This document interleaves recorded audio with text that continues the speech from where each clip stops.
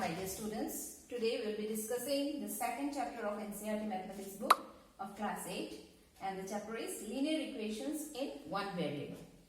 Now, when we are talking about linear equations in one variable, we need to know some basic concepts. Okay, the first thing that we should know is algebraic expression. Now, I think all of you can recall that in your earlier classes, in class 7 only, you have learnt about algebraic expression, and all of you know that suppose x plus 3 minus 4y, this type of things are called, this type of expressions are called algebraic expressions. So, in algebraic expression, basically we are having three things. One is the variable, second thing is some constant, and the third one is we are having some basic mathematical operations. So how can we define an algebraic expression? We can say that it is an expression which consists of variables, constants, and some basic mathematical operations. Okay, so all of you know it very well that this is an algebraic expression. Now you have also learned that there are different types of algebraic expressions. Suppose just like that, monomials, binomials. Monomials means the expression having one term, binomial having two terms, and so on. Okay, so all of you know these things. Now, here we are going to, why we are talking about algebraic expression here. See, in algebraic expression, we are just having an expression. But in case of equations, what is there? What is an equation? Okay, an equation is basically an equality. Okay, it is an equality involving some variables. Suppose I am having x plus 2. Suppose this is an expression. Now, if I put this is equal to suppose 3. So, this is an algebraic expression which is having an equality in it. Okay, so this type of things are called equations. Okay, which is having an expression which is having an equality is an equation. So, equation is clear. Now, what do we mean by linear? Linear means, suppose see x plus 2. This is just an expression. And what is the power of the variable in this one? In this expression, the power of the variable x is 1. So, we can say that this is a linear expression. And this linear expression involving an equality is ultimately a linear equation. Okay.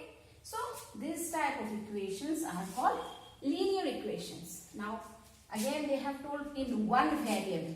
One variable means in this equation, the degree of x is 1. Also, we are having only one variable, that is x. So, ultimately this entire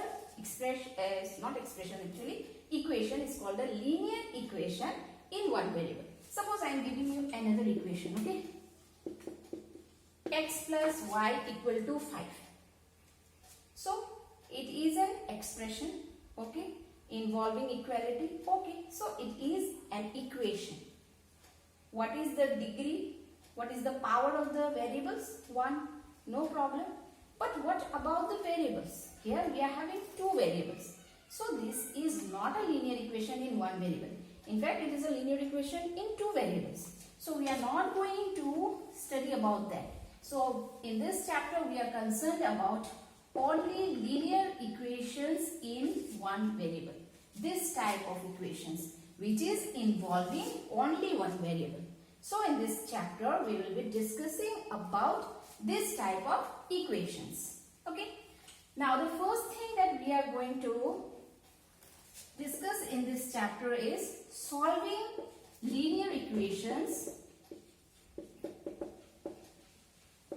Linear equations which is having variable one in one side and the others on the other side variable in one side, and on the other side we are having some constant. Okay, so what does this mean? It means that suppose we are having this type of equation.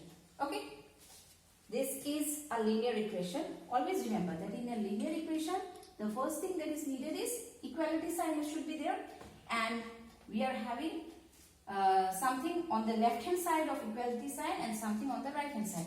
So this side is called linear left hand side and this side is called RHS. So here we are going to discuss how to solve this type of linear equations where you are having variable in one side and on the other side you are having only one constant. You can have this type of equations also. Okay, so in this type of equation, see, you are having variable on both the sides. We will be discussing this type of equations, how to solve this type of equations in the later videos. Okay, so in this first video, we are concerned about only solving linear equations which are of this type. Okay, now how to solve this type of linear equations? Let me take one example. Suppose the example is 3x plus 5 equal to suppose 10. Okay, 3x plus 5 equal to 10. Now basically there are two methods. Okay, one is the first method I am discussing is this called, here we will be transposing. Now what is transposing? See, 3x plus 5. Okay, so we are concerned about getting the value. Whenever it has been told that we have to solve linear equations, we have to concentrate on this thing that we need the value of x. Okay, so here we are having x. It's 3x, means the coefficient of x is 3 here. Okay, so on the left, in the left hand side, I am having this 5 extra. If I get rid of this 5 from the left hand side, I will have just one term which is having the variable. Okay, so if I want to get rid of this 5, I will just see, here it is plus 5, I will be subtracting 5. Okay, if it is plus, we will be doing minus. Now if suppose there is a balance. Okay, you know, when we go to market, we are buying some things, so it is being weighed by the shopkeepers. Okay, so in a balance, both the sides are equal. So you can compare this with a balance, both the sides are equal. I am subtracting something from the left hand side. So this is my left hand side, this is right hand side. I am subtracting something, means I am taking out some product from here. Automatically what will happen? It will be unbalanced. So what I have to do? I have subtracted something from here, so I have to subtract the same thing from here also, so that it can balance, isn't it? So I am subtracting 5 here, so same thing will be done here in the RHS also. Okay, so thrice x. 5 minus 5, 0, and 10 minus 5 is 5. So then here 3 into x is there. Okay, 3 into x. So it is 3 into x. So if it goes to the other side, I have to get rid of this 3 also, isn't it? So I want only x. So what shall I do? I have to divide so that only x is left with me. I am dividing in the RHS side. I have to divide the same thing in the RHS also. So this 3 gets cancelled and our answer is x is equal to 5 by 3. Okay? Is it clear to all of you, beta? Here what we are doing is, whatever extra thing other than the term having the variable is being taken out. Now how to take it out?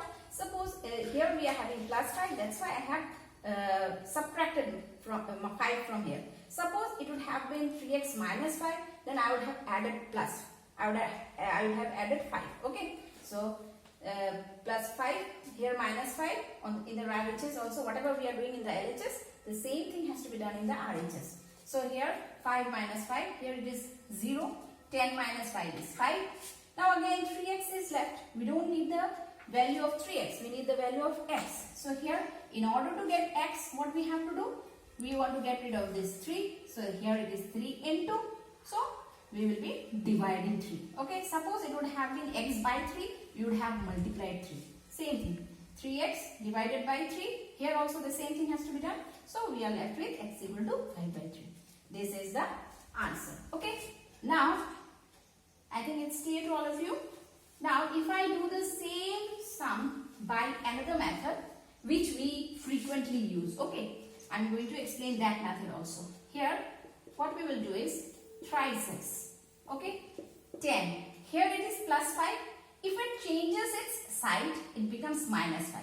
If it is minus 5, if it changes its sign, it becomes plus 5. Okay, so plus 5, it is changing its sign from LHS to RHS. That's why the sign will be changed. Done. 3x. 10 minus 5 is 5. Now it is 3x. 3x means 3 into x.